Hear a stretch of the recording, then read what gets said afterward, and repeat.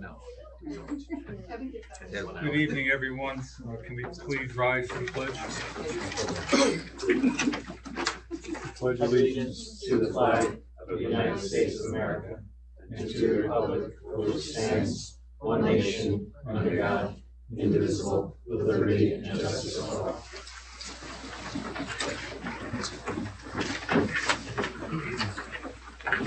We'll open the meeting up to public comment. If you have any public comments or front end, the agenda items only, just raise your hand, state your name, and you can ask a question. Okay, I guess no public comment. We'll close public comment. And we'll go into our special presentation, which again, like I said, this is the time of year that we'll have to put our minds to our budget and try to work through it. So I'll leave it to Lindsay to present our budget. Hi, everybody. Tonight is our third presentation on our 24-25 budget. Most of this is going to be review of the January and February presentations. So we'll have review of our revenue sources, which are our tax levy calculation and the state aid estimations as of now.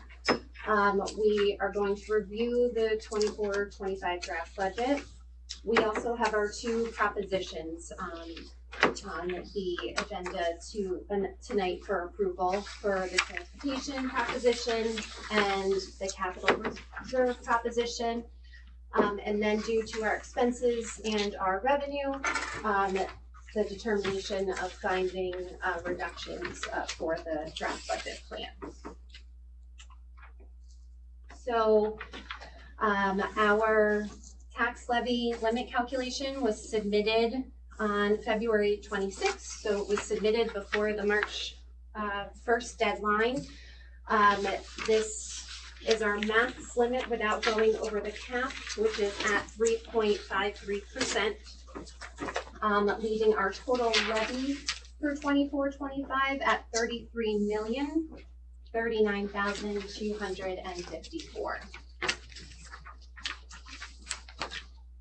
So this is our draft revenue budget as it stands right now. I have state aid highlighted because that can change as of April 1st. And within the state aid, it includes foundation aid, and foundation aid is what is being cut this year by the governor, so we are in a negative aid, and that slide will come up later, but included in that is our transportation aid, our building aid, software, BOCES, all of that aid is combined into that revenue source. Our federal aid, our Medicaid revenue, we see that we'll get an increase in that for next year. We have a slight increase in our pilots, which are payment in lieu of taxes. Other revenue sources that come in could be from interest. We see a slight increase in that. Last presentation, we talked about the inter-fund transfer for our debt service. So we can use our debt service fund plan that we went over with Bernie Donegan's office. So we're going to use $70,000 of that debt service to go towards the payments for the 24-25 year. We are going to use our fund balance of 1.15 again, the same as we did for this current year. You see the increase in our tax levy as was just explained in the previous slide, which makes our total increases from this year's budget to next year at approximately 1.4 million in revenue increases. So the major drivers of next year's budget expenses are salary, which is a little bit over a $2 million increase. Benefits again is over 800,000. We received a 12% increase again in night shift. Our debt service increases is around 290, and UPK allocation. So UPK is a grant, but with any grant, you have to have a payment from the general fund. So we're around $500,000 in the grant for UPK. We have to allot 10% of that out of the general fund budget. So there will be an allocation of $50,000 that is going to the budget for this year. So the total increases of the major budget drivers are a little over $3 million. So this gives you a snapshot in time of this time in 2022, 2023, and now in 2024. So in 2022, this time we were $980,000 away from having a balanced budget. And then last year, it was a little over $300,000. And at that time, since we had those federal ESSER grants, that's how we were able to maintain receiving a balanced budget, because those funds just went into the ESSER grants. So now we have the cut in state aid, and now we don't have any more ESSER grants. So we have $1.8 million that we have to figure out how we're going to balance that budget, because there are no more ESSER grants to be able to put those expenses in anymore. So I'm actually going to talk through the next two slides. So in the first column is our current budget of $1.8 million. That's the deficit that we're seeing in between our revenues and our expenses. We've talked over the last couple of board meetings about if the governor returns money to us, puts money back into our budget, first thing that she could do is give us Save Harmless. Save Harmless was enacted years ago to make sure that if we had some declining enrollment, we were always promised at least the same amount that we were in the previous year, so that we would never fall below. So for instance, very simple explanation of, let's say I have 18 kids in one class, 18 in another, and then that drops to 15 and 15.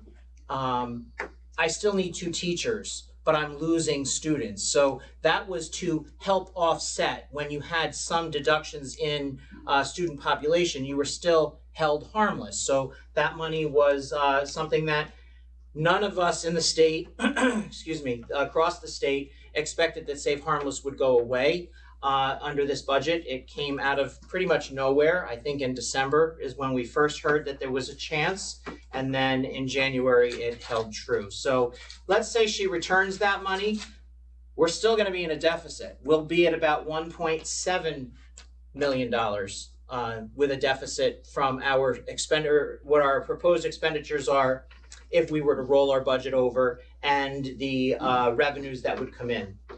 The next part of the slide is typically what happens is there's somewhere between a 3% growth factor that is factored into budgets.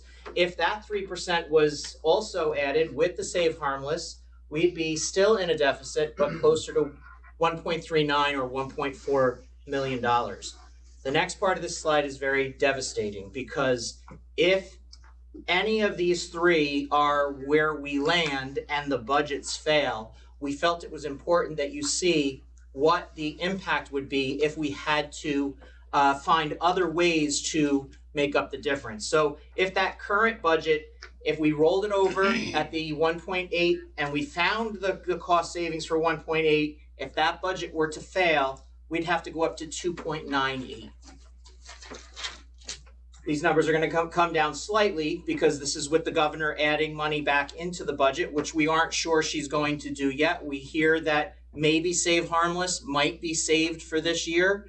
We won't know that until April.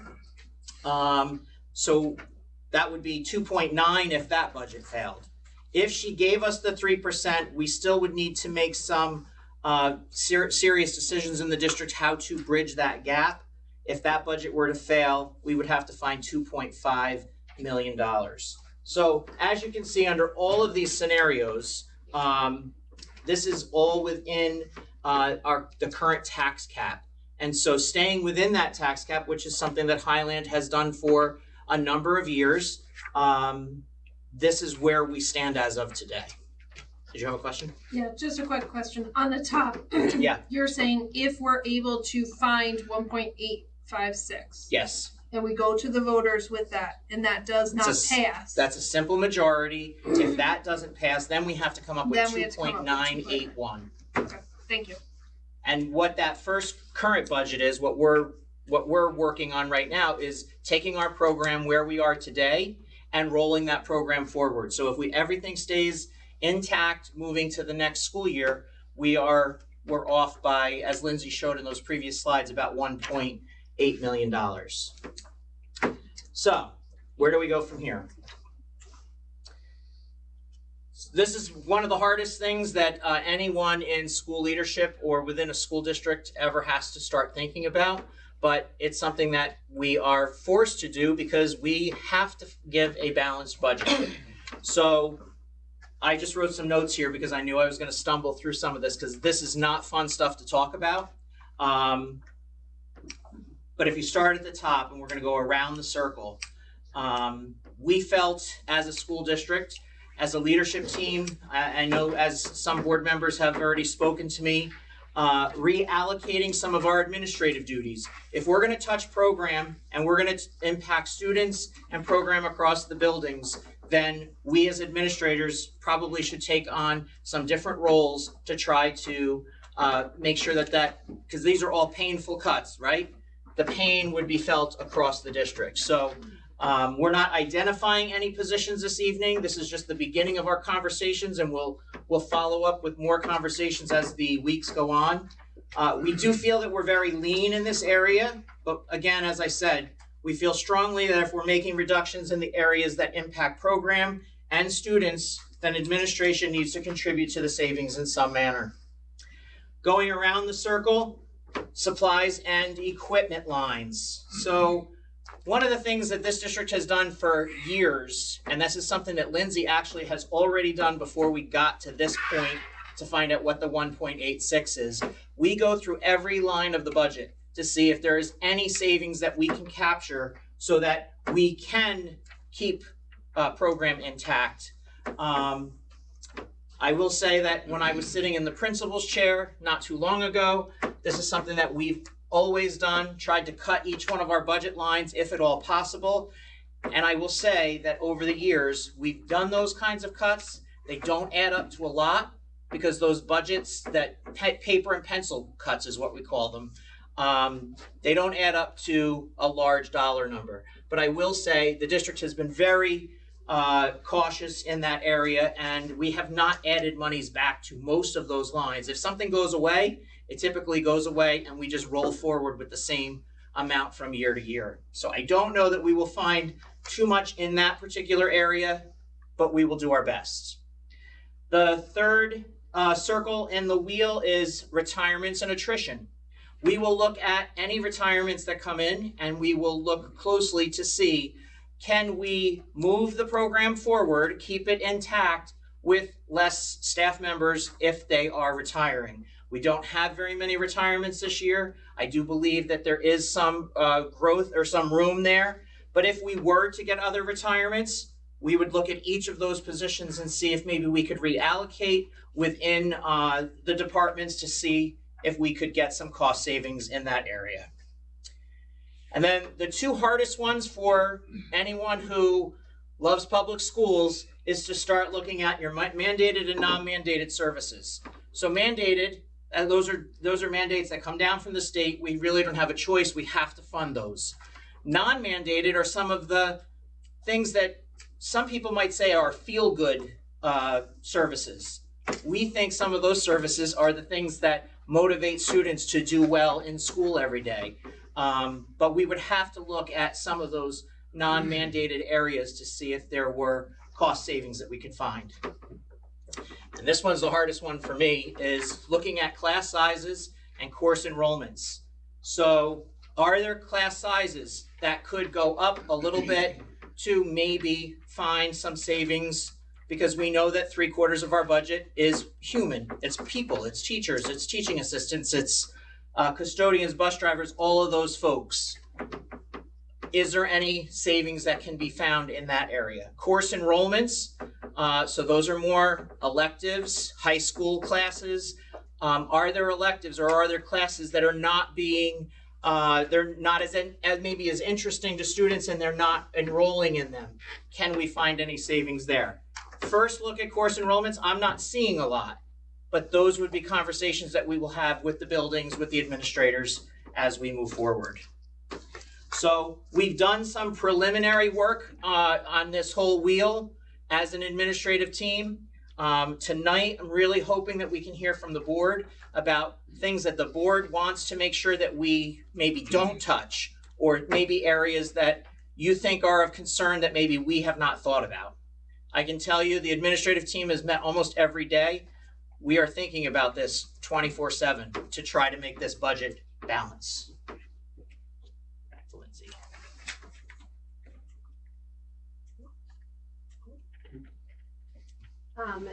So in addition, there's going to be 2 propositions on the budget, or the voters will be voting on, and this is the proposition 1 for our 2 propane buses.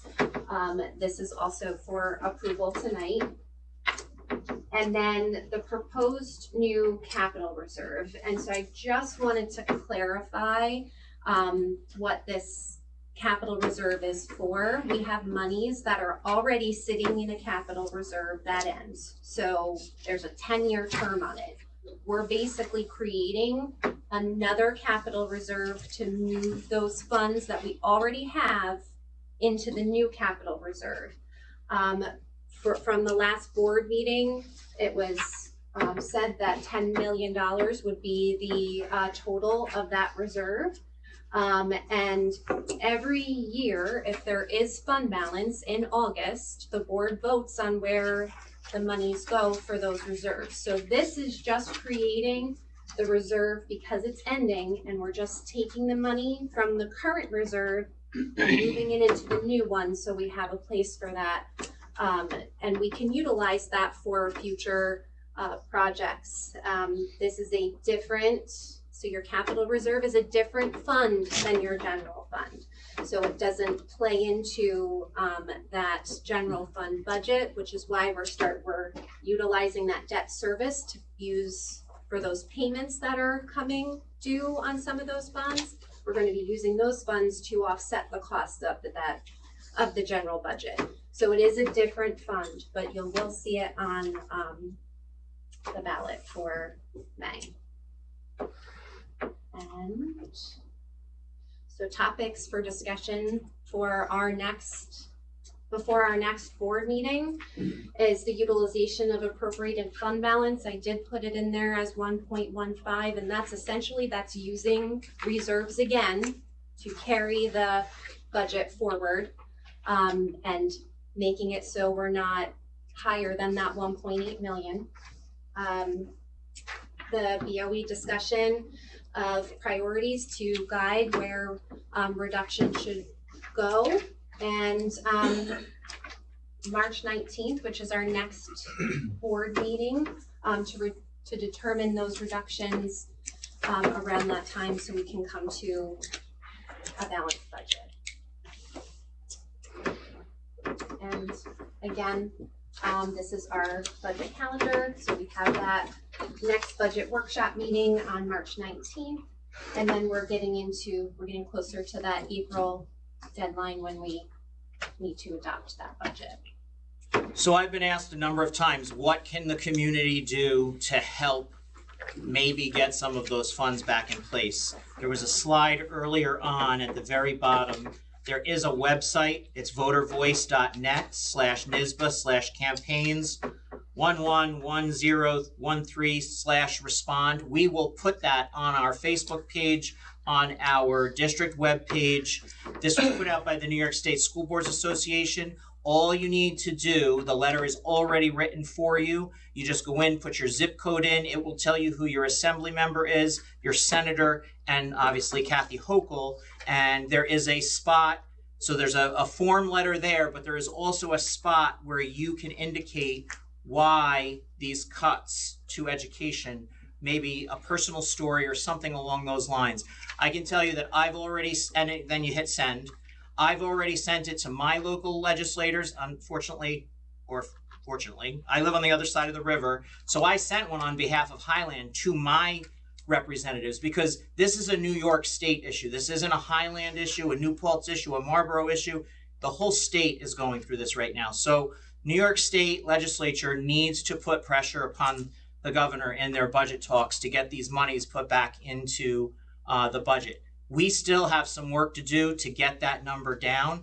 And so we're gonna have to do some work here within the district to meet those challenges.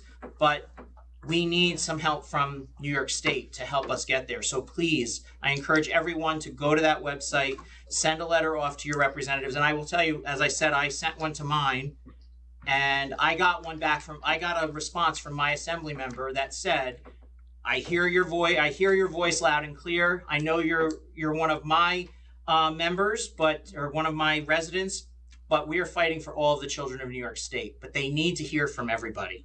So please.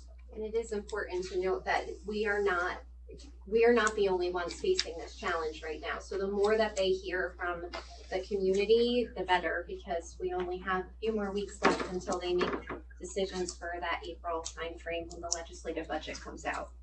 And then just another. I was gonna say the final budget has not been adopted at the state level. No. And then just one other thing. I actually I sat in my office while the board was in another meeting, and I just started putting school districts into the New York State School Boards Association. They have an Excel sheet. You put the name of the district in, it'll tell you how much money is being withheld from every school district. So I didn't find a single school district, and I named school districts from across the state. I didn't find a single one that wasn't losing some amount of funding. Some were losing more than others, but you've got to think that there's some school district out there that is not hitting the same way. It just is not possible. But I couldn't find one.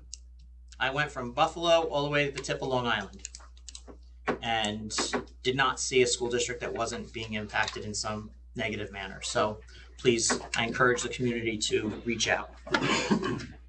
So, as you all know, during the past couple of weeks, Joel has reached out to us and asked for some recommendations from us to go back to him so the administrative team can research, get back to the information that you requested. And I think we've touched on this dilemma that we're in right now is in a whole, it's gonna have to affect the entire school population, school district. You can't just pinpoint one area. Everyone's gonna have to suffer some little pain of the decisions we're gonna make.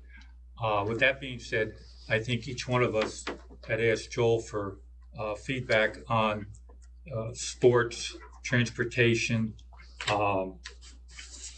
trip costs for athletics, extracurricular. We touched on work class sizes, enrollment projections. Enrollment projections, now are down a little bit. We've been steadily dropping our enrollment for the last probably 10 years. But we've touched every area of the budget possible. And that feedback has come back to each one of us. So at this point, if anybody wants to start some dialogue, we can start the dialogue on where we're going to be and what we're going to look at to kind of balance this budget. I mean, it's going to be painful for a lot. It's something we have to do at this point in time. I believe the end result for adoption would be April 16th. So we have over a month, a little over a month right now. I believe we can go a few days past that for adoption, but it's not much past April 16th. I think it's April 15th, I believe. 15th? I believe it's the 15th, Lisa, I right? thought it was 16th. But anyway, either the 15th or 16th, we have a little more than a month to make those decisions. We have a meeting coming up in 2 weeks, and I said to our superintendent that if we need to have a standalone budget meeting, we can you can have that. And that might be necessary. So I'll open it up to the board for some discussion. Yeah, I'll know I'm starting. So just some of the programs that I'd like to see us protect would be the mental health resources. So we hired a lot of psychologists and social workers. So I like to see that stay intact, just given the needs of our community. So we can't get that support from. It's very difficult to get it from the county. So just like to see that protected. Technology classes, especially at the high school, we're already, in my opinion, we already don't provide enough for our kids. So just trying to maintain what we have will be important to help them get the skills so they can be competitive once they leave Highland High School. The after school programs and sports, I'm not opposed to reductions, but I just think just to carefully look at it. I don't want to take everything away. We look at stipends, it doesn't nearly get us to what we need, but I just think we should just carefully consider not taking that away for our kids as well. BOCES and CTEC, CTEC, I don't want to see any dips in our enrollment for those programs. So that's some of my list. Anyone else?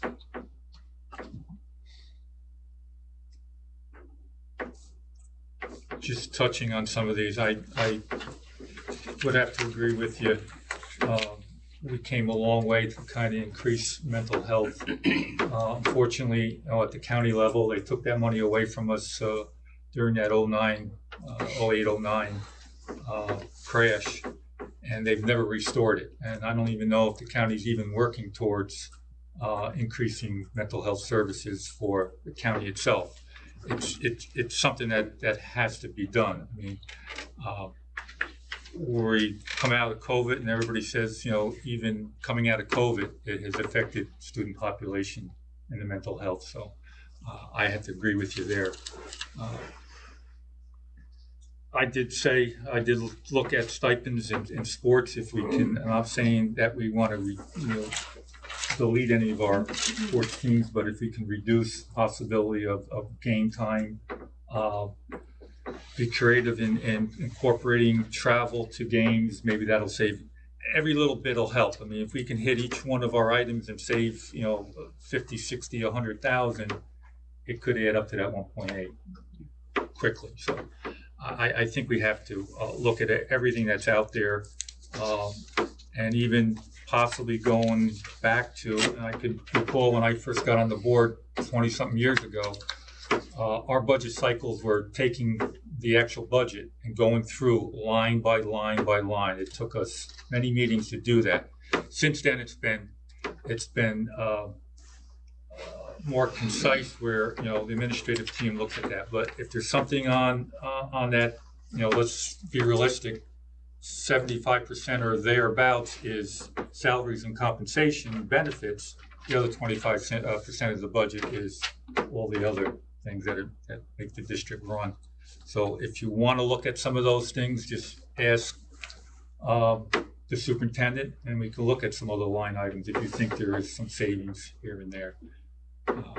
But 1.8 million, we haven't realized that in quite a few years. It's a chunk of money that we have to try to recoup, and unfortunately, we're all going to feel the pain. Joe, what amount of money is associated with the mental health positions that we fill and that we realize we can't do without? That's now being absorbed as part of the budget and not being. I don't know that I have that total for you right now, but I mean, I definitely could get that for you. Rough number, Lindsay, do you know? I have to get that number. Yeah, we want to be pretty, Yeah. tight with our numbers in these discussions because due diligence calls for that. I mean, I will say that one of the things that we did last year when we had a high school guidance counselor retire, we looked at that position through attrition, and we actually moved one of the mental health, the counselors from the elementary school to the high school, and didn't replace that. And in place of that at the elementary school, we kept the social worker that was part of the ESSER fund. So we kind of removed one, but then replaced it with another person. So it really wasn't a replacement. It was, they actually have lost service at the elementary school. So, Well, currently we have, I believe, 4 social workers, correct. and we have an enrollment of 1,505 students, current projection. So if you take that, those 4 social workers and divide it into 1,500 students, you're looking at a couple hundred per social worker they have to work with. Our guidance counselors, I think we have 5 from middle school up to the high school. And you're looking at 847 students that 5 guidance counselors are working with. So I think we're well below the state requirement, or whatever, not requirement, their state, what they would like you to have in those departments. I think we're below that. Yeah, I don't think we gotta speak. I think in board discussions, support of mental health at its current rate has been pretty unanimous. I mean, yeah, we're gonna have to look at all the numbers. Sure. I just wanna cover a couple knowns. Sure. Those of us been in the business many, many years, about every 10 or 12 years, you're gonna have downtrends. It's directly linked to state finances. It's a terrible deficit in New York State, most states, I'm sure, because of the intensity of COVID. So just a few precursors. It is true that Highland runs one of the most efficient operations in Ulster County. We've known that for years. It's difficult, though, when you run an efficient operation and there's some budget shortfalls and you need to adjust accordingly. The grant monies we knew was going to be a fiscal cliff. That $1.8 million number just doesn't come out of nowhere. You know what our grant monies were? Around $1.8 million. So we knew.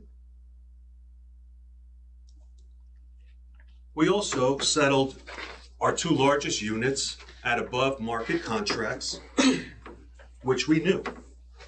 There were many efforts because we were losing fantastic staff, we weren't competitive, and we settled some above market contracts, which I'm very proud of. But you see the budget to budget number when it comes to contracts. The other piece that we know is enrollment within the Highland Central School District has been steadily declining. It used to be like 850, pushing 1900. What'd you say, Al? 1505. 1505. So while we could have adjusted in prior years, we kept services steady. And I don't think we're going to be able to do that from this year to next. Now, I don't believe it's going to be that 1.8. We're all going to try, and I think some aid money may be assigned. We have to prepare for no, just because we know at the state it's a dire deficit. So somewhere in there, 1.8, 1.5, 1.4, we're going to have to reduce. Several people have come up to me as some of this news is becoming public knowledge, and certainly after board meetings really across New York, Sure. It's going to be public knowledge. Is this something that you would engage in a 60%? Would we ask the community to move above? And my answer to that in this particular scenario is no. And it's really because of those knowns that I just listed. So there's going to be some increased efficiencies from this year to the next. In an efficient operation, no matter what you choose to deduct, it's going to affect somebody somehow. However, those who continue on are going to have to work a little harder, going to have to work a little more cooperatively, and they'll do so happily because we settled great contracts, and some of that was a known when we were doing it. That's my take. Don't speak for the board, I speak for Mike Picatsius, and I'll contribute to the discussion, but that is my line of thought as we move into the budget season, so to speak, because we're really moving into it now, right? Thank you. Anyone else? So I just want to say, in my day job, I'm often having to discuss with parents and students in higher ed how to come up with creative financing. That's what I do all day long, trying to find ways to have students be able to stay in school, stay in higher ed, stay in the place that they are. So I think collectively, we need to come up with some creative financing, and we need to figure out a way to keep the good people, keep the services, make sure that our students in our community and in our classrooms are getting what they need. And we need to really dive in deep and make sure that we leave no stone unturned, and that we make sure that we find what creative financing we can do within Highland.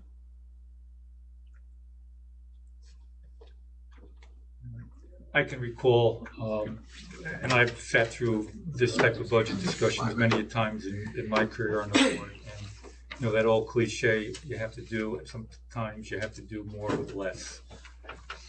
I hate to say it, but the time is now again. It's unfortunate, but we have to do more with less.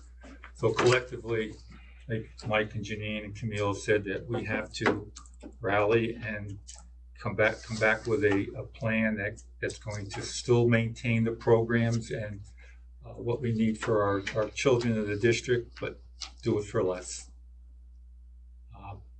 There's another avenue, and I said to myself before coming here that I should bring it up. I mean, I think everybody's aware there is another avenue that we can take.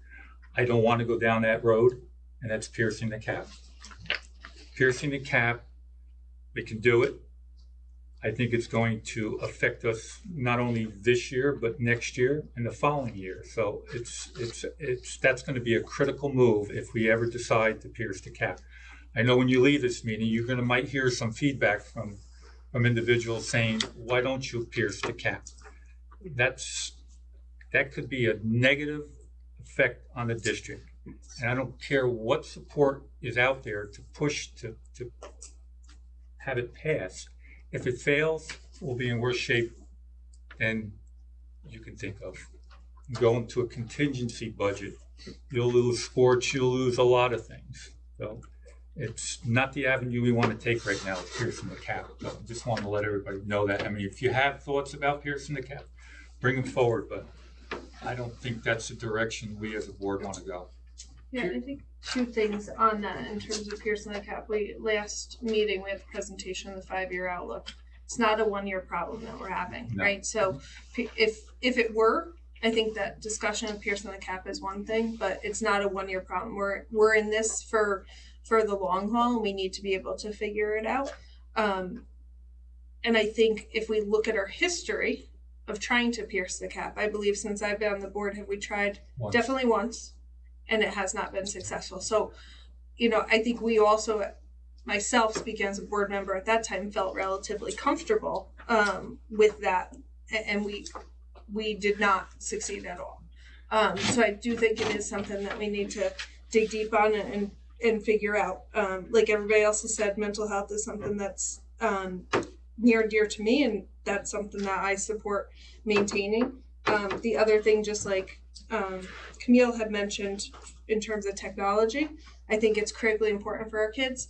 And I know Camille spoke more so at the high school level. I'll speak more so at the elementary school level, especially with computer-based testing coming.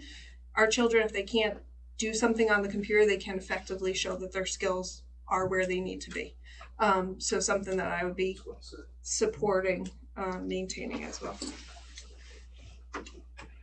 I just have a pierce the cap. No, a lot of times in the past when we did talk, both here and when you hear it, it's dire to the point where you're considering full-time K versus half-day K. And that's not where we are, but just kind of throwing a little context into the pierce the cap discussion. So I think to move this discussion forward, you have to take a good look, an in-depth look at all the information that the superintendent has given us over the past week or so. Pinpoint areas that you really feel that we can make some decisions. Is it reducing class sizes, whatever it may be? Increasing class sizes. Increasing. I mean, Yeah. increasing class sizes. If that's an avenue we want to take, we'll have to look at that. So these discussions are going to have to take place, and we're going to have to be a little vocal about it. I mean, right now you're gathering all this information. You listen to Lindsay's presentation on the PowerPoint. So now we have to make some serious decisions. So I think if you want to continue the discussion this evening, you want the opportunity to be able to dissect all this information, and we come back. We can even have a special meeting and have it earmarked strictly for budget discussion. So Just a little more, after school activities and sports, when I take a look at that line, it's like 60K or something like that. I just think that when a community knows its educational services have been reduced a little, it does affect everyone's morale. We know that, right? So it helps to have those other activities that make it feel like normal school and continue on and not have to put that back in the budget. So, I'm a proponent of after-school activities, really a last resort, and I don't know what kind of gain we would get out of that anyway when I look at it financially. I'd stay close to the enrollment numbers, guys. Where's the enrollment decreasing, and where could we reduce? Perhaps increase some class sizes, reduce a section or two, while the information continues to come out of orbit. Thanks. And I agree with what Mike said about class sizes. So we look at if we have courses that you mentioned that are not low enrollment historically, and same thing with class sizes, and just to start there.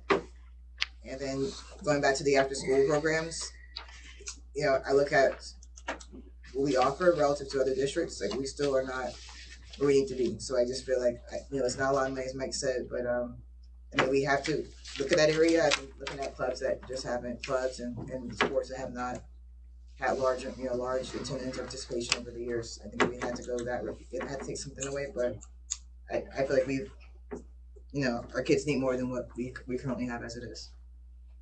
Now, the increase of class sizes preferably would occur through attrition, but we'd have to make sure that correlates, right? The ones retiring have to correlate with the numbers or the areas of their certification. So that's another delicate dance. Well, as of today, we only have 2 teachers. Right. there is another discussion that could take place in regards to attrition, and that will be done in executive session. There are some thoughts there if you want to entertain that this evening. We are going back into exec to listen to the second half of our appeal.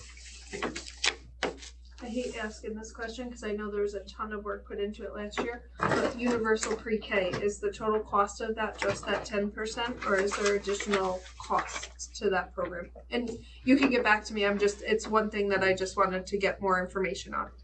I don't need an answer to it. No, it's the 10%, so we would be, it was more this year because of how we went about it. Yep. So it essentially is less, but we didn't take it and actually budget for it in last year. This year, yes, we are making sure we start. So it is really just the 50,000 or the 10%, which is estimated at right. Yeah. Thank you. As long as that's what they are giving us, and we'll find that out in April. Thank you.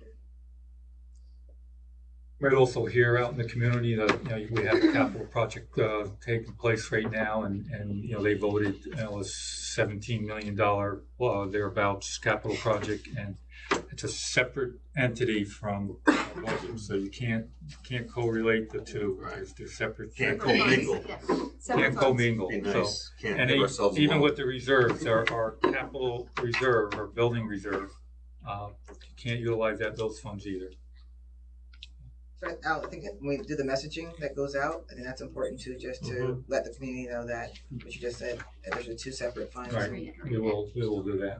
Reiterate that. And again, like Joel said when he started the conversation, that I know you listen to the news. I think there's some Westchester school communities that administrative staff teaching staff, students, parents are out there protesting the reduction in funding. I think there's one in Westchester that did it the last couple of days, and there's I think one in Rockland County. So as a community, and those out there that are going to listen to this recording tomorrow and the next day, have to reach out to our legislatures and our assemblymen and our senators and get the funding that's needed for education. You know? And I've said this many a time, you know, and it's, if it was up to me, there would be so many easy ways to fund education, but it looks like our politicians don't want to do that. If you remember when the lottery was established in the early 1960s, it was strictly for education. As it grew and our politicians realized there's a lot of money out there, they started grabbing. So now we get that much of lottery money for education.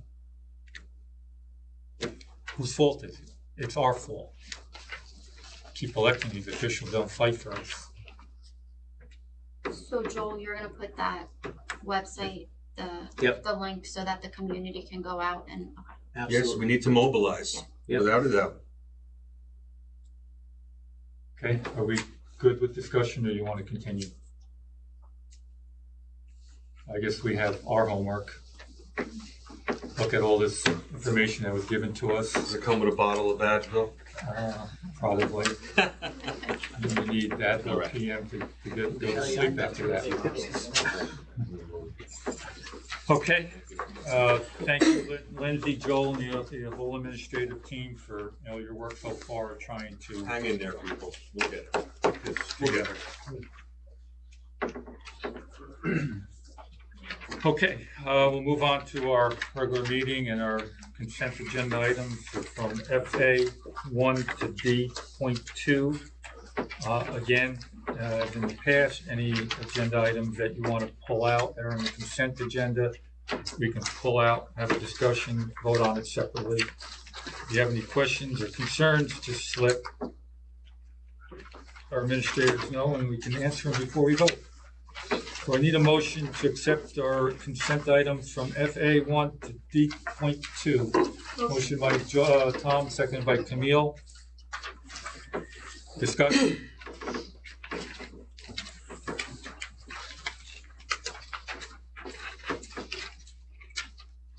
You all good? I just had a quick question on the contract for the workplace, right? We went up to D2. Are we just putting that contract in place, or we have a case that we need to forward there? We are replacing the entity that we were using before because there were issues. Thank you. That's all. We want to thank the Highland Rotary again for all their support, for valuing our students' needs and supporting it. So we thank the Rotary. No, you vote. Okay. Anybody else have any questions? We're all good? Okay, we have a motion made by Tom, seconded by Camille to accept our consent items. All those in favor? Aye. Opposed? Any abstentions? So carried. So I think it's important that we recognize Christine Sorbello. She's here with us this evening. She is now our permanent school bus dispatcher. Looks like I have a lot of work for someone to do. Actually, if you could do that in the next week, that would be very helpful. Make it a little warmer for you. Yes, Congratulations, Christine. thank you. Anyone else here to recommend? I don't believe there's anyone. I can't see who's behind Kevin. Nope. Okay. He's an old timer. All right, we'll move on to our student rep, Lou. So I'm just gonna be playing catch up at this meeting with my January notes and my February notes. That's fine. Starting with my January 16th updates from the elementary school. Several second grade classrooms hosted a Martin Luther King Jr. tea to celebrate and educate students about the civil rights hero. The event incorporated elements such as singing Dr. King's dream songs and reciting facts about him, providing a multifaceted learning experience for students. The event fostered culture and historical awareness by focusing on the life and the contributions of Dr. King. Students recognized and presented a hero award on their own modern-day hero that connected the historical context to the current role models. At the middle school, the Highland Middle School Student Council was able to donate approximately 300 items of non-perishable food to the First United Methodist Church of Highland Food Bank as part of the Winter Food Drive. The food drive was held before winter break as a way to help those in need during the holiday season. Safe Harbors presented to 7th and 8th graders on January 18th and the 31st and February 1st. They met with the students in small groups to discuss topics such as internet safety, positive relationships, red flags, and other preventative personal safety measures aimed to help students navigate life as they prepare for young adulthood. At the high school, the Rotary Club is attempting to incorporate an exchange student program that's in the works with the president of the Rotary Club. This youth exchange program would be consisting of sophomores and juniors overseas for the school year of 2025 to 2026. In the past, we have hosted a student from Italy, so we want to bring this back up. Like, local families would volunteer to be host families here, and like with sending one of our students over as well. On January 30th, our counselors provided a college panel night with SUNY New Paltz and SUNY Ulster to guide the parents with any questions about the college process. On January 6th, Science Olympiad went to an invitational at Mountain Academy. Liam Van Valkenburg got first in air trajectory. Alina Tran and Alex Popsov placed fourth in atom and physiology. And Alex Popsov and Alice Dong placed sixth in microbe mission.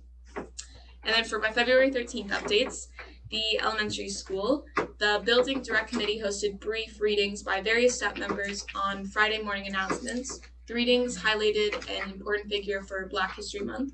And then on Friday, Mr. Wilk, along with a student, did a reading to acknowledge the Lunar New Year. The committee looks forward to bringing this up back for Women's History Month, which is now in March. Middle school, the Kindness Spirit Week accumulated in Students' Wellness Day on Friday, where students got to participate in their choice of wellness activities going around on the building. On Valentine's Day, students from National Junior Honor Society handed out Red Heart badges in support of the American Heart Association and in support of the fellow 8th grade student who is working with the American Heart Association. Students came up with this idea on their own. They were very excited about it. Winter sports have also wrapped up, and great job for basketball, wrestling, and bowling athletes. At the high school, the Model UN Club hosted New Paltz High School Model UN Club on February 8th for a mock conference debating human rights violations against fast fashion. The Huskies on Stage presented Cinderella on the 24th and the 23rd, which was a great outcome. Our French teacher, Mr. Welch, recently led a workshop for the Hudson Valley Writing Project, which is an organization by SUNY New Paltz, and this group is a chapter of the National Writing Project. This year we have Hope Williams, a sophomore, going to the Hobie Youth Leadership Seminar. This is a 3-day conference where sophomores from about 158 other schools go and participate in community service activities and leadership building workshops, and overall just get a great learning experience while spending time with like-minded peers. And then Reagan Hans, a senior, was recently awarded with the Rotary Service Above Self Award, which is a result of putting community service above herself. And those are all my notes. Thank you, Lily. Anybody have any questions? Well done. We're not going to have any more snow, so you can come to all of the rest of the board. Okay. I may have just jinxed us, right? Everybody's phone starts beeping. I may have a question for Lily when we get to cell phone discussion, depending on how far we get. Sure. Assistant Soup, Dr. Boyd. Hey everyone. So we began our annual review meetings. We started them yesterday. They'll run for the next 2 months, basically. But it was a great first day.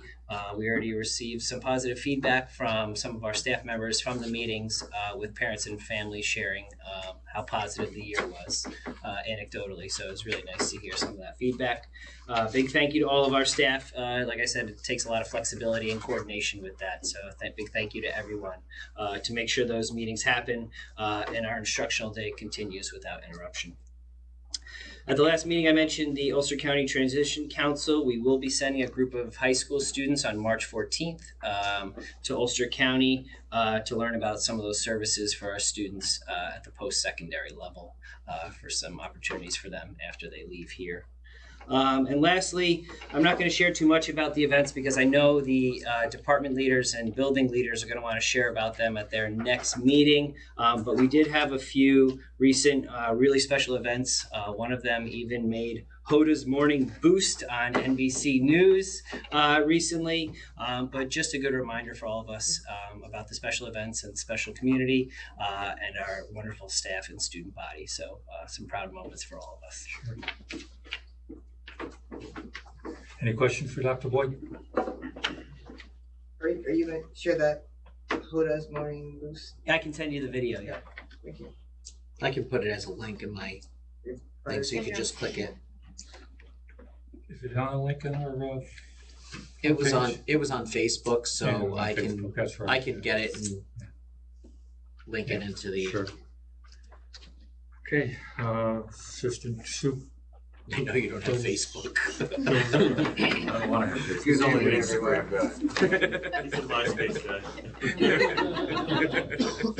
I think the video itself actually started as a video that Jesse Smith from the elementary school took and put up, and it got within days got like a couple million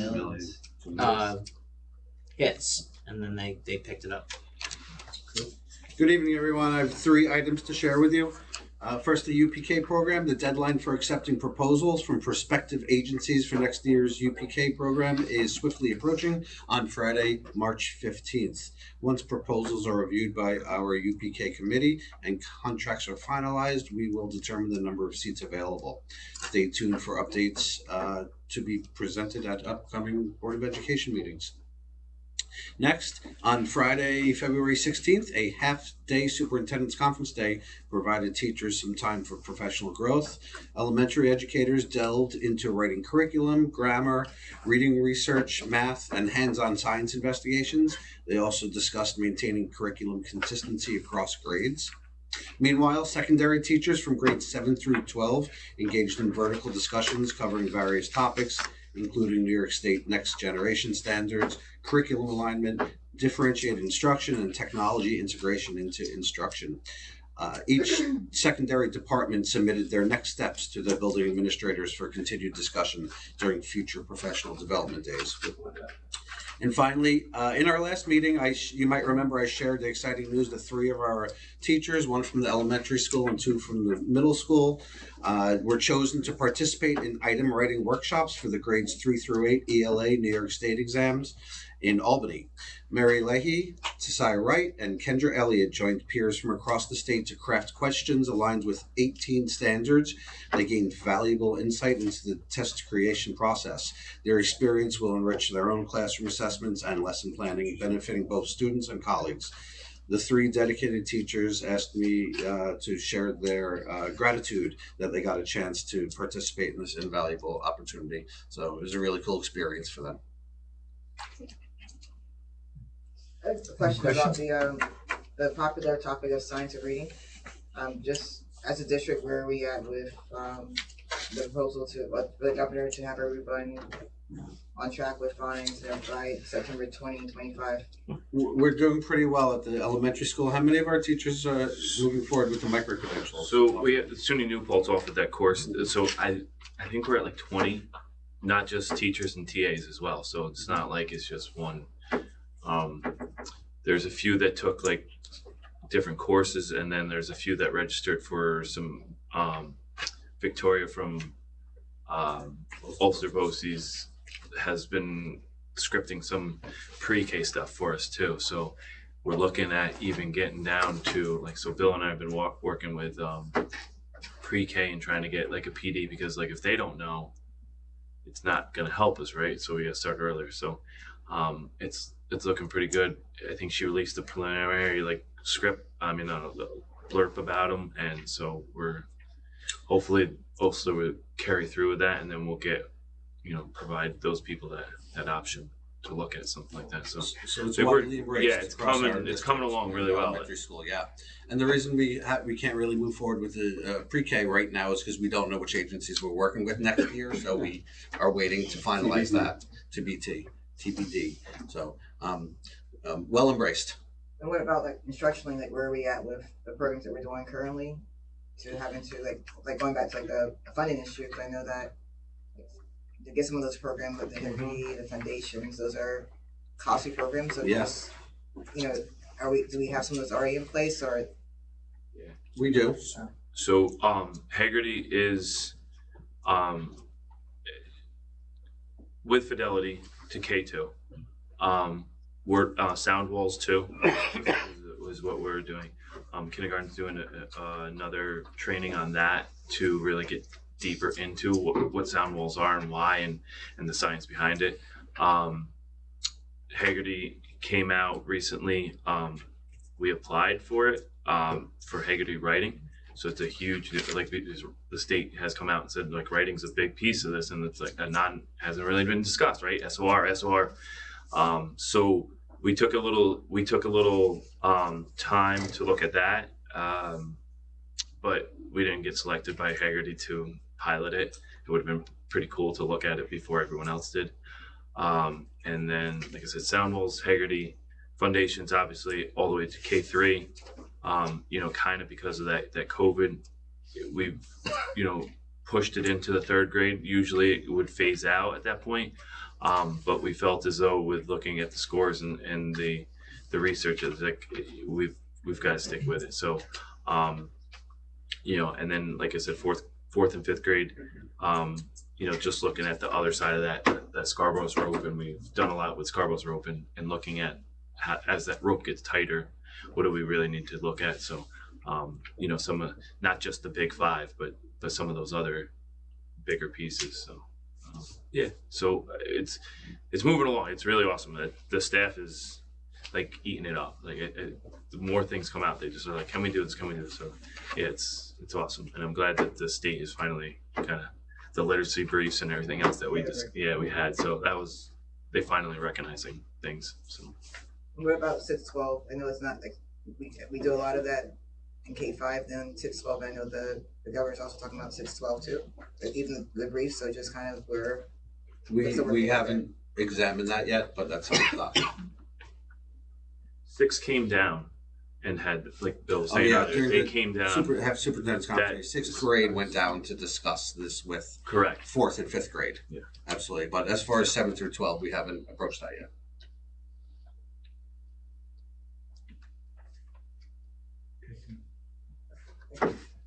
Any other questions for Bill? Thank you, sir. Thank you.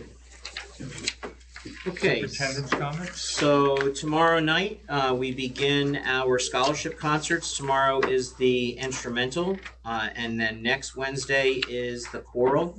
I had mentioned at a previous meeting that the choral was going to do it in the round in the gym, and then when they looked at spacing, they realized there are too many students in the choruses that they would not be able to allow families to just come as mass groups. They would have to limit to the number of tickets to get into the rooms. We did not feel that was really good for our community. So the choruses are gonna be back in the auditorium in a staggered schedule.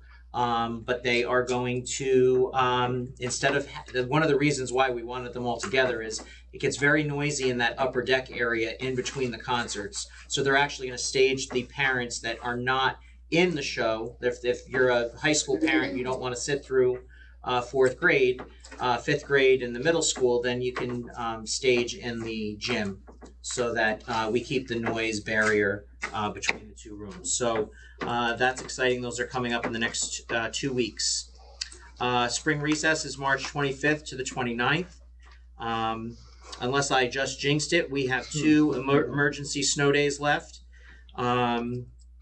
If we have still 2 left after spring break, we will return one of them on Monday after Easter, which is April 1st, and the second one on Friday, March 24th.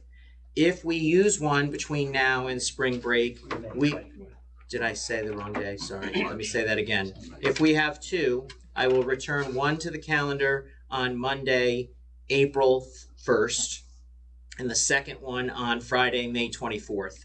If we use one between now and spring break, then we will be open on Monday, April 1st, and we will give back on Friday, May 24th. Exciting news coming from the Ed Foundation. I think you might have seen it in the last day or so. The annual dinner dance and silent auction will be held on Friday, April 5th. We will be honoring our Husky Hall of Fame inductees that were actually just chosen. The inductees are William Halstead and Chief James Janso, and the Husky Pride inductee is Larry Hammond. It will take place on Friday, April 5th at the barn at Indian Ridge from 6 to 10 p.m. Tickets are $65 per person, and you can call Becky at 845-234-1522. That's on our website already, but I'll make sure that it's in the update this week. Thank the foundation in advance. The proceeds from their fundraising this year will go for furniture for what we hope is the new outdoor classroom at the elementary school come the fall. I think because he's here this evening and we won't wait until the next one, we got exciting news out of the high school in the last few days. Congratulations to Dr. Kevin Murphy. He finished his doctoral program, so congratulations.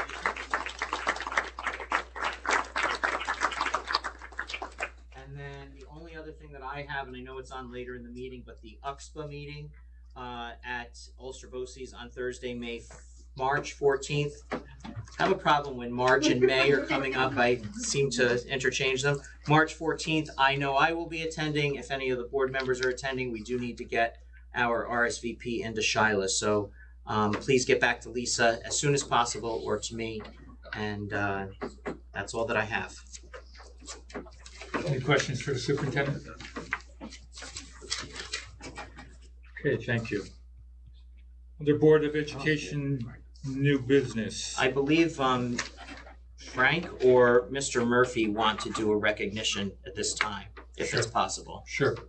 Yeah, sorry to interrupt. I saw that Michael Secourt's here this evening with his family, and I just wanted to take a moment. I had the opportunity to, come on up, everybody. I had the opportunity. He's like, oh no, no pictures.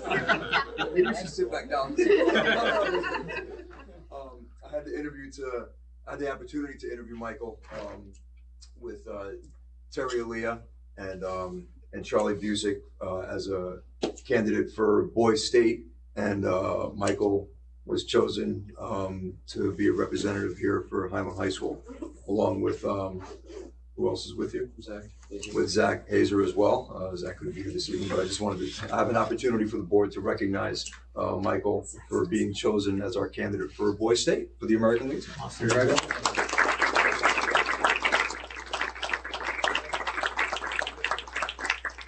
Maybe we can invite both of them to a future board meeting so that if they can both be in a picture together. Yeah, okay, we'll do that. Would that be okay with you? All right. Probably doesn't want his, he's looking like he doesn't want his picture taken tonight. Awesome. Okay, under new business, Highland Central School District Board candidates nominating petitions. They begin March 6th. You can pick them up from Lisa Siniglia, our board clerk, due back Friday, April 22nd. There's expiring positions, vacancies for three candidates: Camille Adoma, Mike Bukatsius, and Ed Meisel. Ulster County School Board nominations. Be resolved, the Board of Education, upon the recommendation of the superintendent, nominates Highland Central School District Board member Sue Gilmore to run for the seat on the Ulster County BOCES Board of Education, which is a 3-year term. Can I have a motion, please? Motion by Heather, second by Ed. Want to thank Sue for the time that she's put in. I believe she's the president of the Ulster County School Board Association. I know her heart is in with students of our community and Ulster County.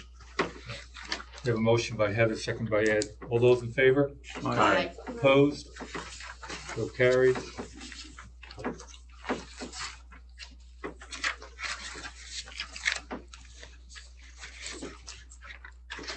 Okay, we have readings for first reading for policy number 6190, our workplace violence prevention. Anybody have any discussion?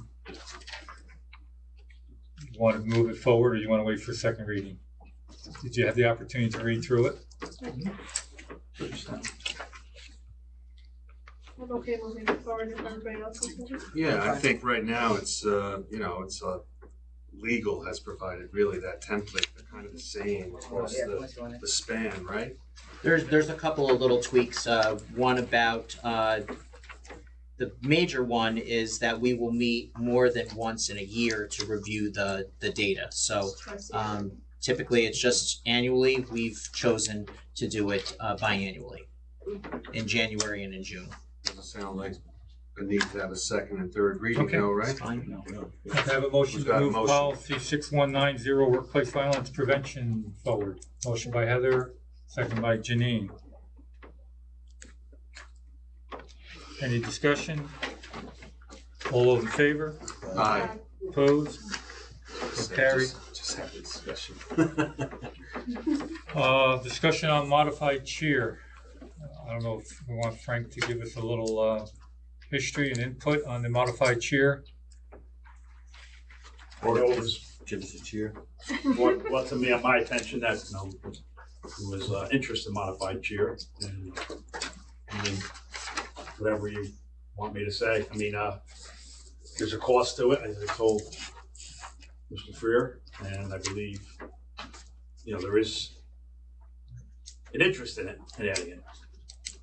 There's an interest in modified cheer. We're in a situation now with, we're making cuts. I don't know if it's the right opportunity to move that forward. I'll leave it up to discussion of the board. I mean, I can start. I'm a big proponent of sports for students. Unfortunately, just we're at a time where we're looking at where we can make cuts that, between the equipment, the uniforms, the stipends, the travel, the space that you pointed out that we have constraints on that. Personally, not something that I feel like I can support this year just based on where we are. Time is everything. Unfortunately, Unfortunately. Yeah, Feeling the board will. I agree. We'll have to resurrect it again in the future. Okay, old business. Continue our discussion on cell phone usage. Where we left off the last meeting. I believe we asked our administrators at both the middle school and high school, I think particularly the high school, to poll their staff and what their feeling was. Mr. Murphy, did you have the opportunity? Dr. Murphy, did you have the opportunity to poll your staff and get some sort of feedback of where they feel we should be with a cell phone policy?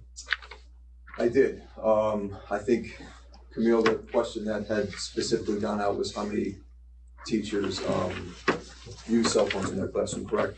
And the number that I reported back, I think, was about 30 out of 39 teachers.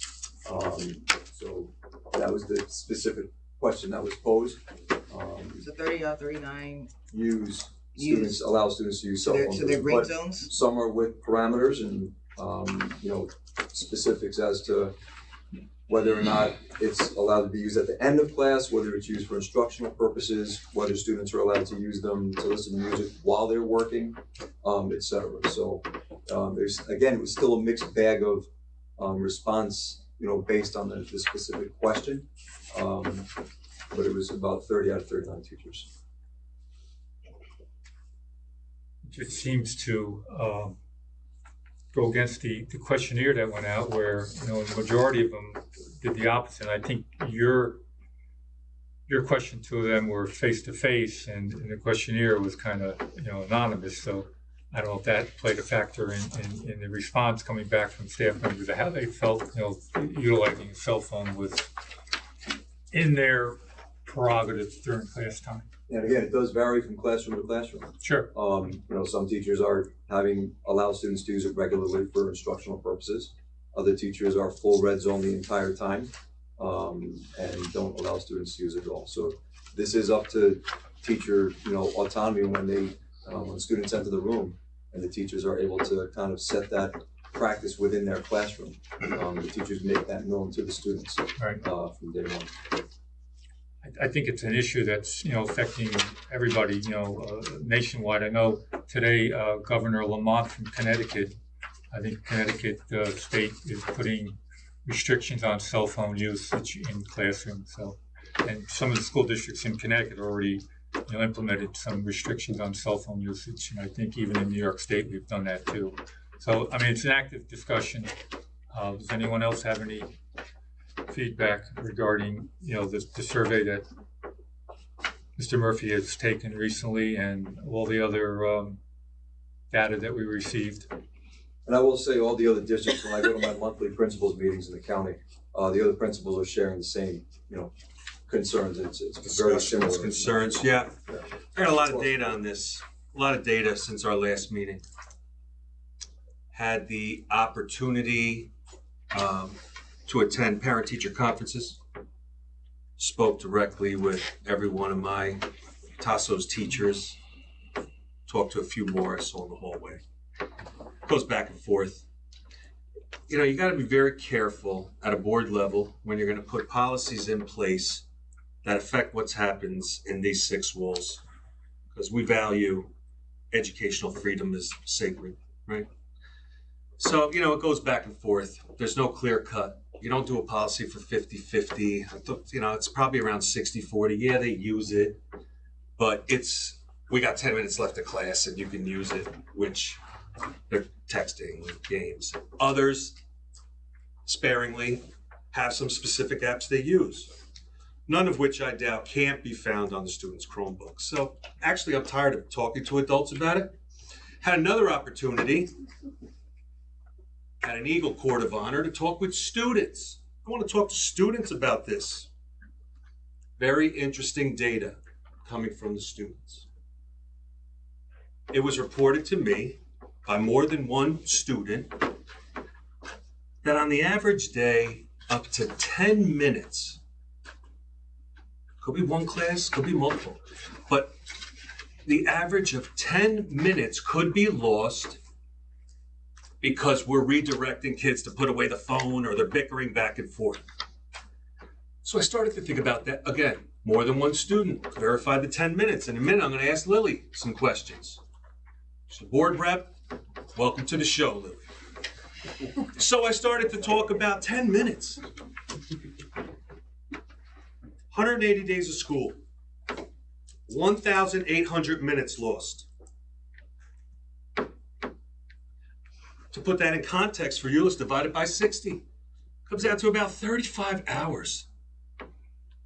35 hours of lost time for that student. Now, there's not just one student in the class. So when you talk about the aggregate, I think that's a lot of lost time. And I don't know what you think, but I think it's a lot of lost time on the aggregate, redirecting cell phone, because the average student, when something pops up on that, we can't help but look at it. But I made my T-graph ahead of that. T-graph, what's the pro cons? And I asked that, I think, at the last meeting. What's the loss? One of the things that stands out, administrative overburden. If I got to chase down every one of these cell phone things, what happens? So I'm concerned about building leadership chasing this down. However, I've been around education for a few years, and there have been other burdensome tasks that we've been able to assist administrators with. I remember the cut slips. Used to be a teacher on special assignment who would go and all those touch points and where were you, Camille? You cut class.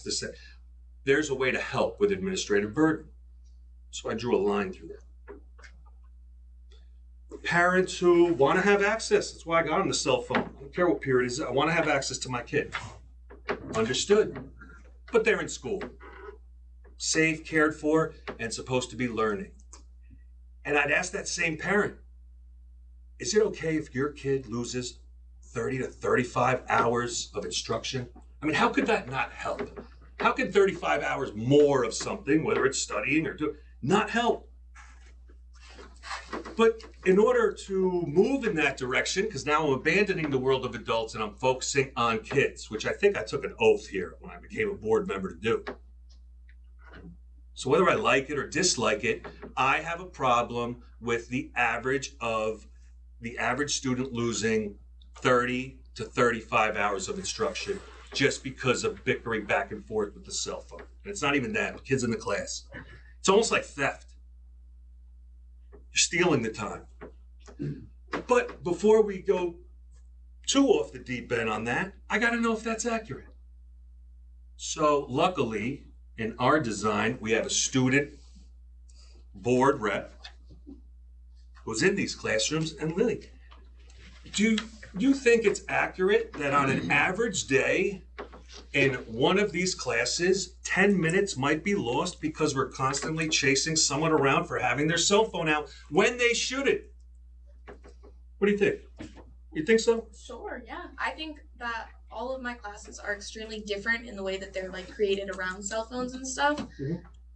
Some classes I'm in are very self-led, so it's like you're using your cell phone and the teacher kind of has to trust that you're using it for the right reasons and not just like playing game pigeon instead.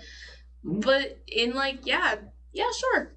So all these conversations came out while I was talking to several students, and they also said there's a lot of trust, but they also told me what kids actually do. 1 out of 6 might go to the assignment. The others are texting, gaming, possible. So the 10 minutes could be inaccurate, and that, some of the kids reported, would be a small amount.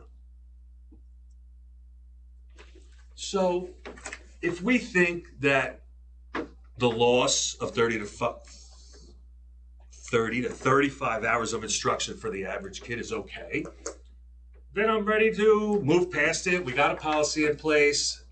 There's lots of things on the horizon.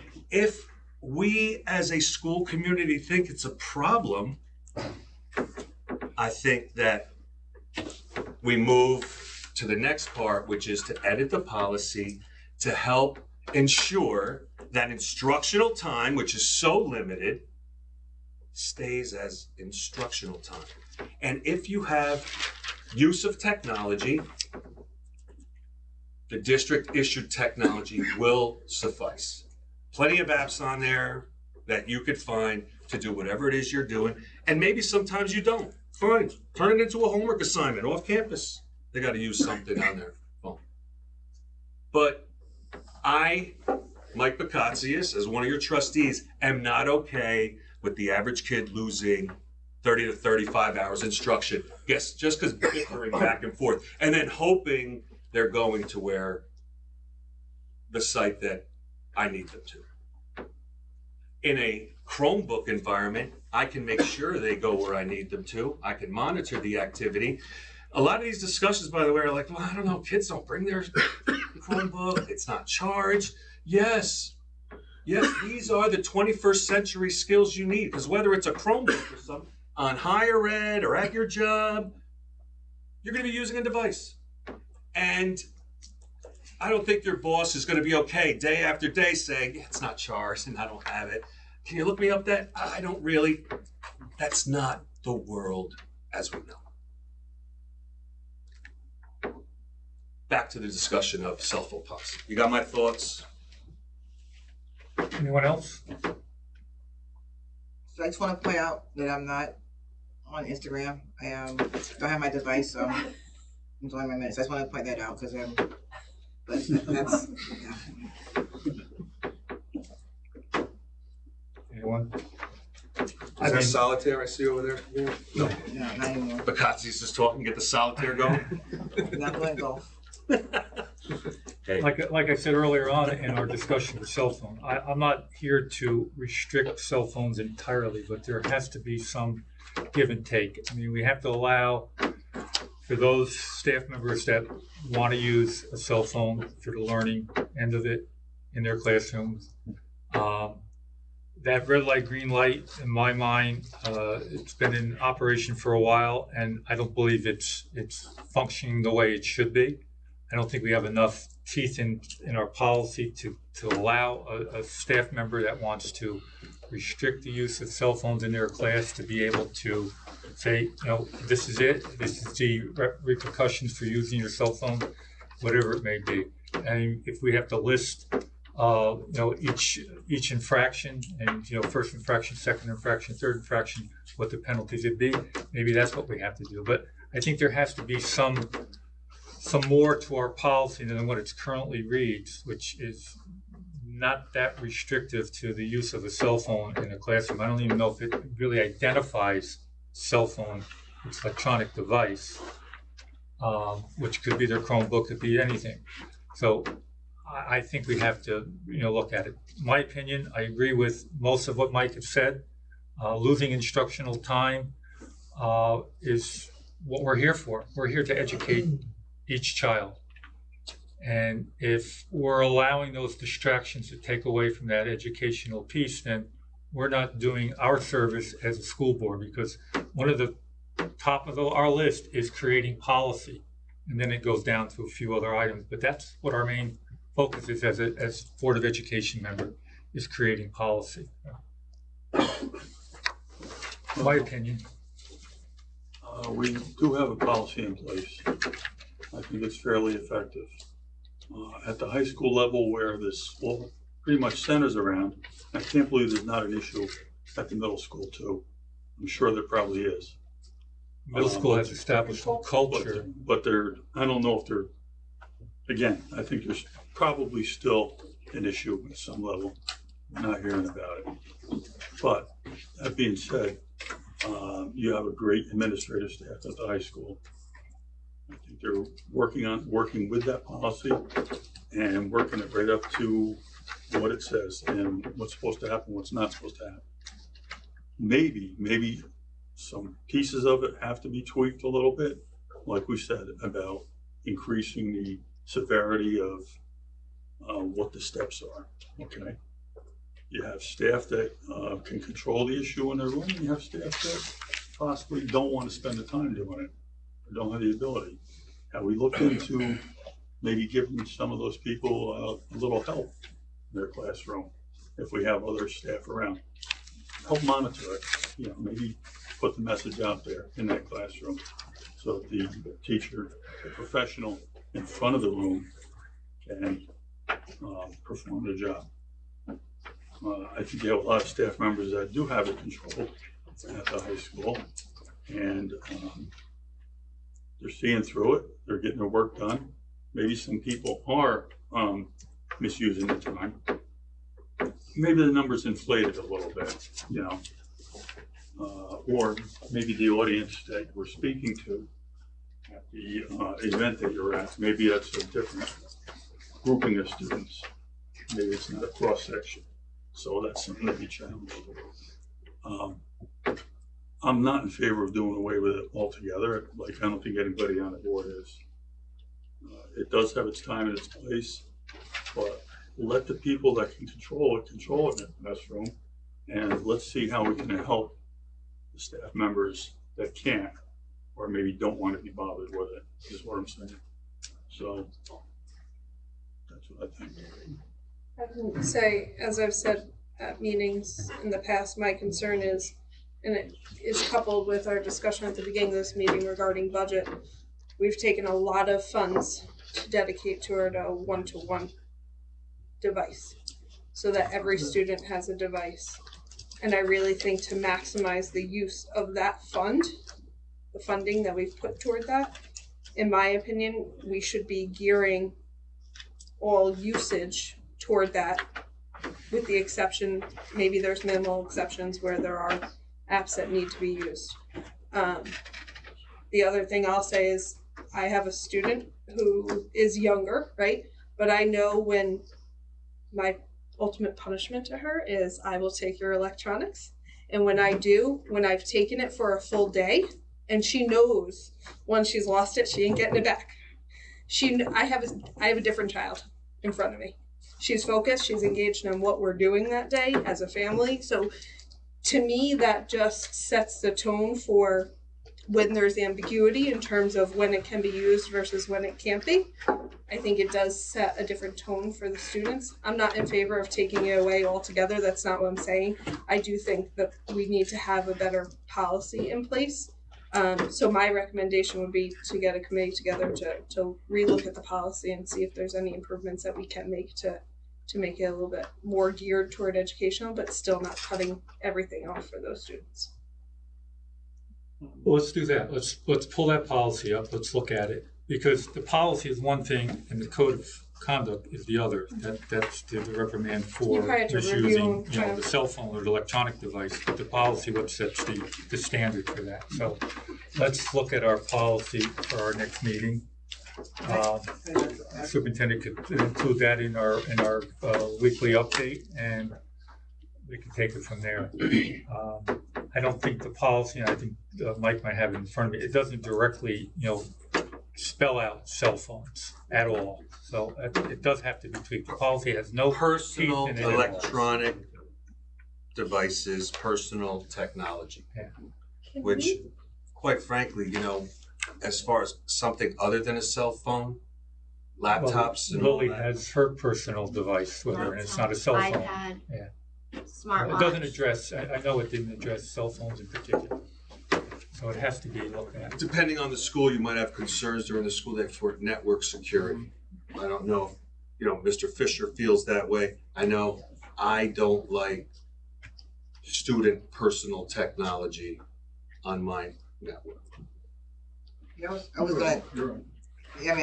Looking at the policy, I agree. Like we have, as Heather said, we spend a lot of money on one-to-one devices.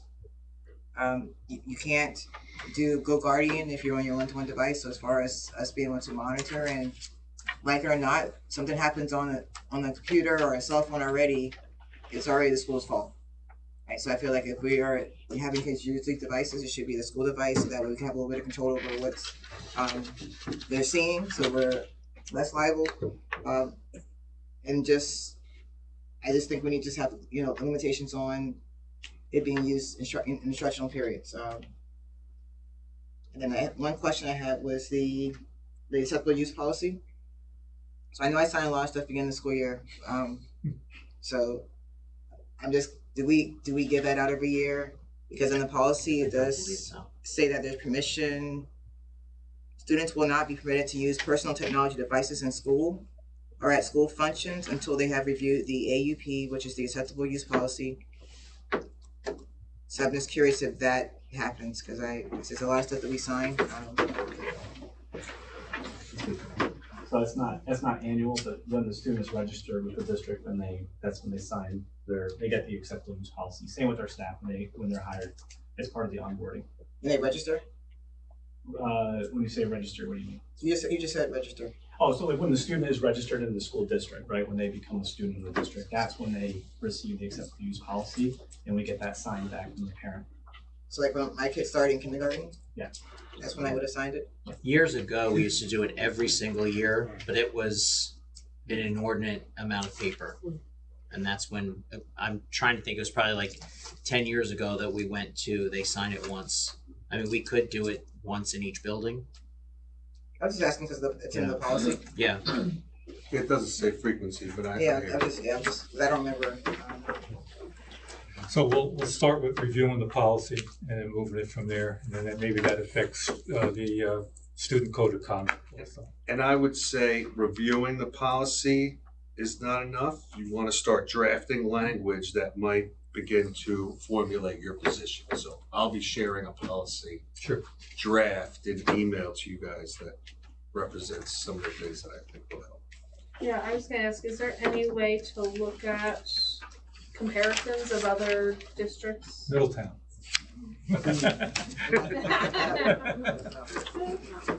We'll ask the superintendent to at his SUPS meetings to ask other superintendents what they have. Yep. It's vague though. Middletown is vague, so it's up to the district. A lot of them are like what we most have. of them are probably Question would be something more restrictive when they took action or something. I don't know. Yeah.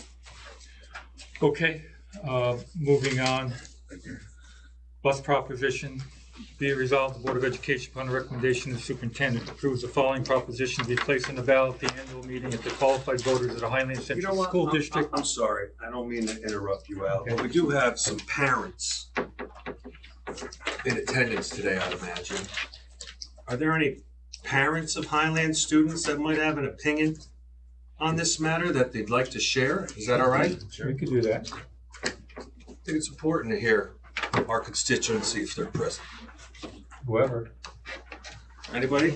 I think if Yes. you're going to, I'm a parent, I'm a teacher, I'm about as invested in this as I can be. If you're going to draft a policy, please talk to us. These informal conversations are very anecdotal. It's not real data. Get real data from parents, get real data from teachers.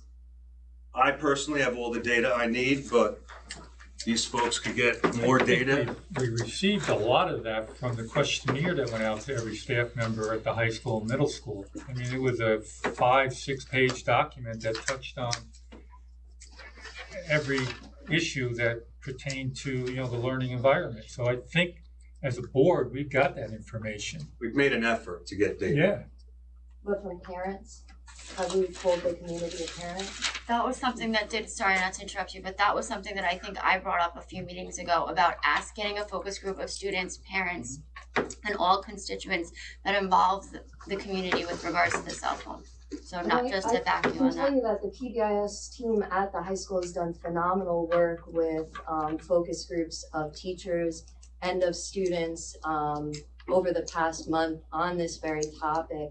It would be valuable if you heard from them. I know they would love to come to the board and present their data. We'd never turn anybody away. I've said it in many meetings that I hope this audience has every seat filled and all those seats that are standing up are out here, or we have to move the cafeteria. But it just doesn't happen. I've asked that for 20 years I've been sitting on this board. Parent involvement is what we need because that's how we can govern. What are those groups, Mr. Freer? Is there a way to invite them to our next meeting for cell phone discussion? So it was the PBIS group that's been working with the community circles with staff. They could easily come to the next board meeting. I know they'd be glad to. Sure, no problem. Any other parent want to speak out? I mean, ours are kind of little. Really?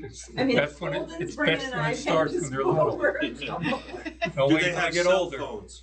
Emma does have Emma's in 4th grade. She does have a cell phone, and she's not allowed to use it at school. But it's 4th grade. She doesn't really need to use it at school.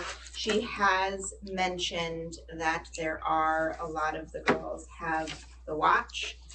Some girls do have the cell phone in their class, and it kind of gears towards the kids that have a cell phone in the class. So, and that's in 4th grade. So I'm sure that there's pros and cons to it for sure. We just side note, I was talking to coworkers about this, and at their school, a lot of their teachers just kind of have a basket on their desk. When you walk in, kids put their phones in the basket, and if they need it, for work or something during the class, it's come get your phone, do whatever you have to do. But, that's just something at a different district. But no, my kids are little, so it doesn't really apply to them yet. Is that at all grade levels, the basket thing, or is it? This would be high school. Oh. Yeah. No, we're not trying to be restrictive. We're just trying to come up with a way to kind of, there's some teachers that don't want it, and we got to be able to pull back. But on a side note, Tiffany, maybe you could take away Kevin's cell phone, please. It's actually in her funny, bag right it now. doesn't work when I'm trying to I don't know. It's date night. All right, anyone else? Lily had something else. Yeah, I just wanted to make like a little connection. I mean, about you saying like you have a 4th grader, I think, with a cell phone and she doesn't bring it to school. And I mean, like me, I have a 7th grader brother and he has a cell phone and he still doesn't bring it to school. And big age difference, but like he's still little and he doesn't bring it to school. But I was talking to him about it, and all his friends, like, they don't allow phones in the classroom, I guess, in the middle school, like in his classes at least. Yeah. They all just have the watches, and you can like text on the watch, I guess, which is like no one in my family does, but that's what I've heard.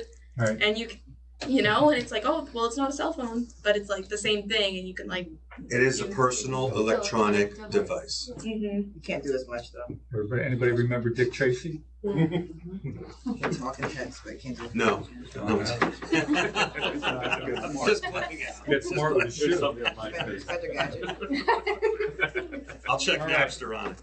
I guess one quick question.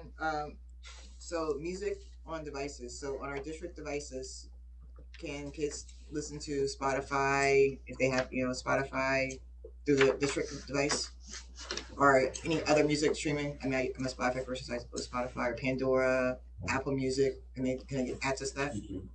Yeah, well, YouTube for sure they can. The other ones I don't believe so. I'd have to double check. I know it's something that it's not on student devices.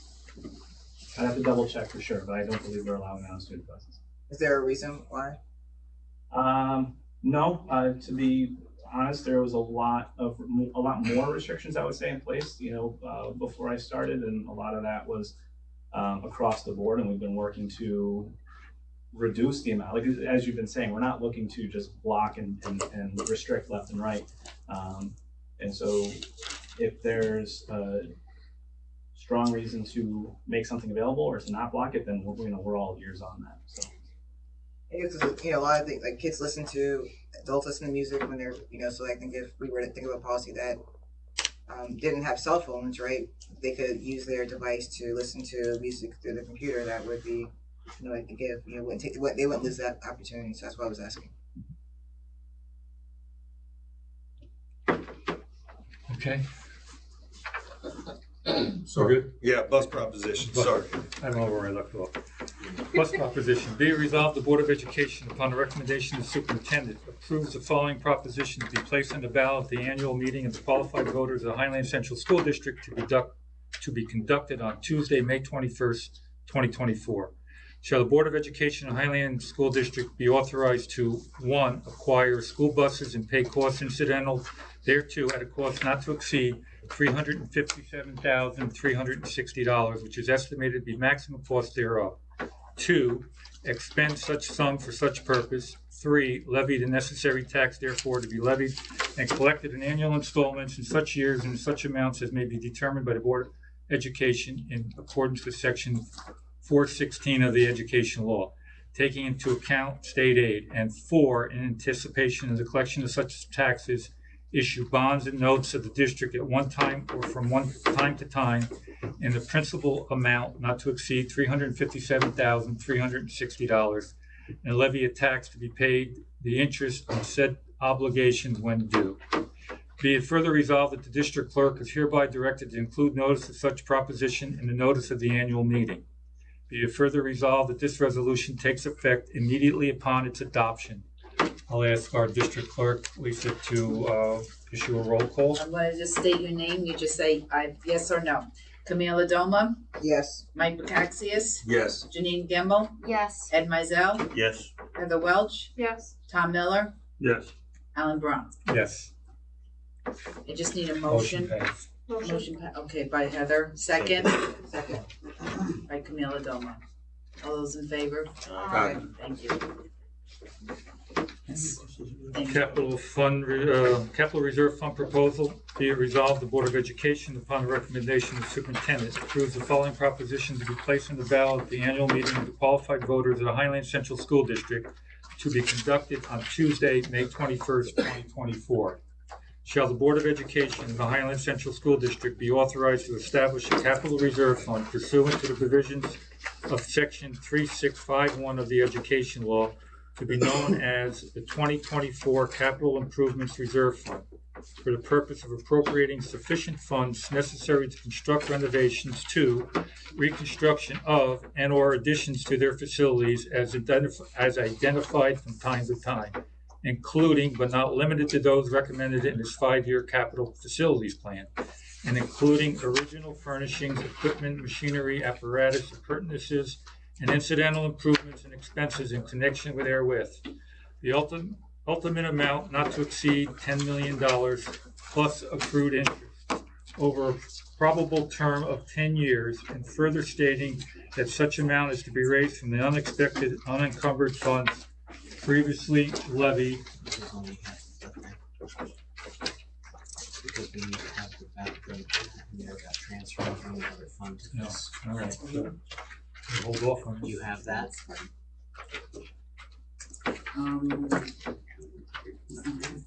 You had that in your presentation, right? No. It's not the resolution that states the transfer.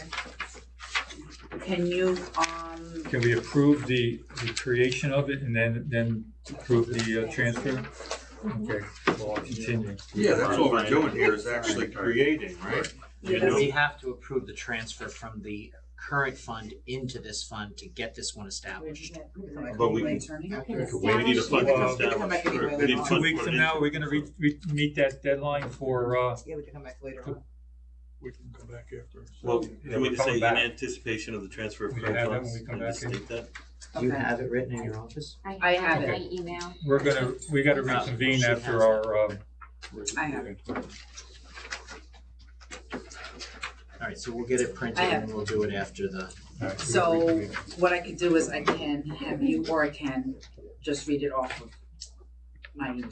you have it right now? Yeah. All right, let's continue, then you can read that. And we can Okay. approve it. All right, so you just tell me when you're, yep, go ahead. Over a probable term of 10 years, and further stating that such amount is to be raised from the unexpected unencumbered funds previously levied upon the taxable property and other such available funds located in the Highland Central School District, and from the transfer of remaining balance from the district-wide renovations, reconstruction, and improvement reserve fund. Be it further resolved that the district clerk is hereby directed to include notice of such proposition in the notice of the annual meeting. Further resolved that this resolution takes effect immediately upon its adoption. So you can continue that one, Lisa, if you want. Gotcha.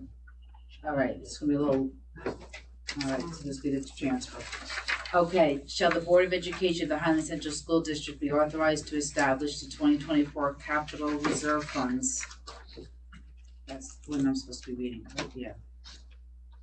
For the purpose of appropriating sufficient funds necessary to construct renovations to, reconstruction of, and or additions to their facilities, including original furnishings, equipment. That's the same one, isn't it? It is the same one. Weren't we just reading the number? Why don't we just? Yes, yes. Let's Well, table we'll bring it. it- Motion to we'll bring table. it back, We'll get a separate addendum and we'll do it at the, when you come Yeah, back. it is the No, same they one, said I'm to do it sorry. then from the That's- transfer of that's what I funds, have, so yeah. that's You covered. have to have the dollar amount in there. So we'll get an update and we'll do it when you come back into all it. right, we'll hold that. We have to reconvene after. Yeah, that's, I'm sorry, that is what I have. Okay, miscellaneous, the athletic data for winter 2024 season, I think we all got that.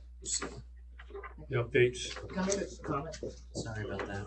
Just, I brought this up in the past, but it'd be nice that we honor our athletes. So we have a lot of athletes that are going to states and get other recognitions, and we don't see them here at these meetings, so it'd be nice to start doing that with the athletes that go above and beyond. Bring them The into the teams, meeting. yeah, and we just haven't done a lot of that stuff. on the Sure. board. When that happens, Frank, you can be able to invite them to our meeting and we can recognize them. Is that why this is on here though? No, that was just. No, this is the update that It Camille was had sent. asked for the winter season. Oh. Ulster County School Board's meeting, March 14th, 6 p.m. Let Lisa know, I believe, if you're attending. Dedication of fitness room discussion. That was presented to you through the superintendent's weekly update. I have the only concern I have is that we currently have our pavilion dedicated to those soldiers that lost their life in the war. So, I mean, we're okay with having 2 dedications. I believe the fitness room is going to be dedicated to all 3. Yeah, so they got me a rendering of what the plaque would look like, and the plaque is dedicated by the class of 1996. They finalized that piece this week.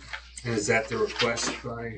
Yes. I didn't read all the data, but, so I remember we were talking about this, but we don't have a policy on We this. established the policy. They followed the policy. They had the meeting, it had to have an administrator. We kind of mirrored Margot's policy when you gave it to us. Oh, We- okay. we It is adopted Marlboro's, that. it was Marlboro's policy. Okay. And that's the form that was included in the update. They filled out the form that was part of the policy. This came about through a donation from a From a class of 1996 who was a friend graduate. and a graduate. classmate of one of the fallen soldiers who donated funds to the fitness center, and on behalf of that, that's why he wants to donate it to these 3 fallen soldiers who are graduates and were athletes of the school. And what pavilion are you talking about, Al? Pavilion that's up by the practice turf field. That pavilion has a dedication. Which on is it. going to be removed and demolished? No, that remains. The new concession stands in the east side of it, so it'll be on this side of it in front. You know, that'll still remain.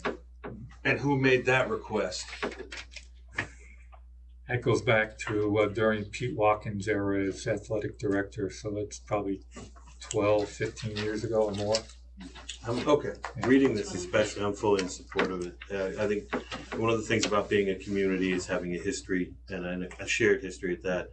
And the way this is written, the way it's presented, it's actually quite beautiful and inspirational. And it allows these 3 gentlemen who gave their lives for the country to live on. And I think for students to see that every day, I think it's a very positive thing. And I fully support it. Also out in the community. Do we have to approve this? This is not set up as a resolution, it's just a notification, It's right? a discussion.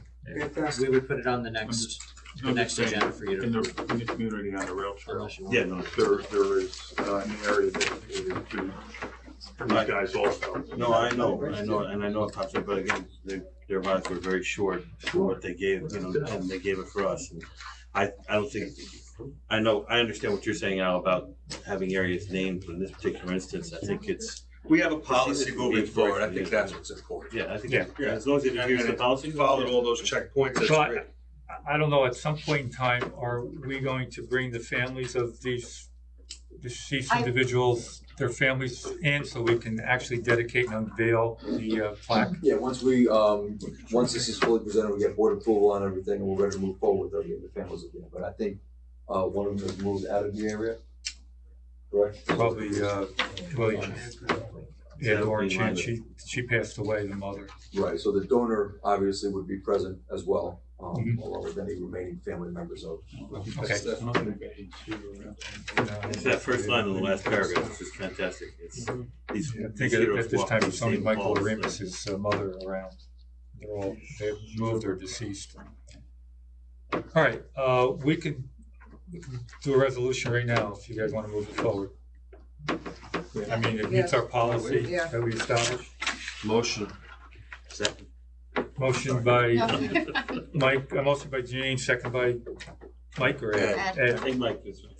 That spoke Be beautifully. resolved, the Board of Education, upon recommendation of the superintendent, approves the artistic bronze rendering to fallen soldiers, in memory of the fallen soldiers, based upon our policy. All in favor? All in favor? Aye. Aye. Opposed? So carried. Thank you guys for working on that.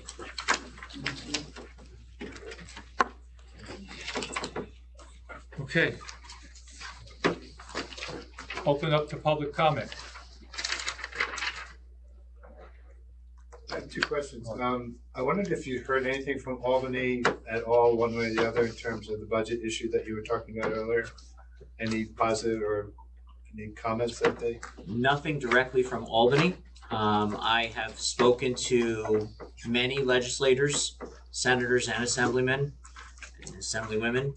And actually, Tom Miller and I were at a meeting at Ulster BOCES a couple of weeks ago, where every member that was in attendance is in favor of returning the funds to the budget. So, to what level, we have not been given any indication.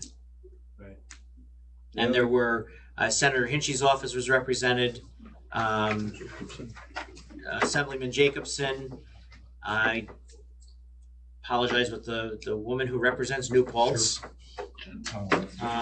And the gentleman who represents Southern Ulster, maybe the Walkill area?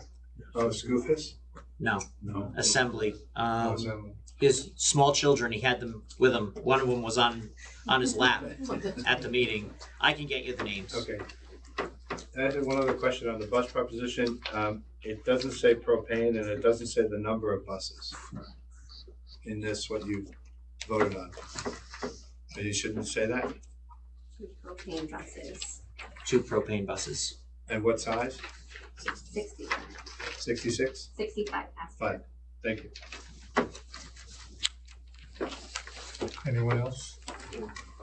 Just a quick moment, I'd like to address the board.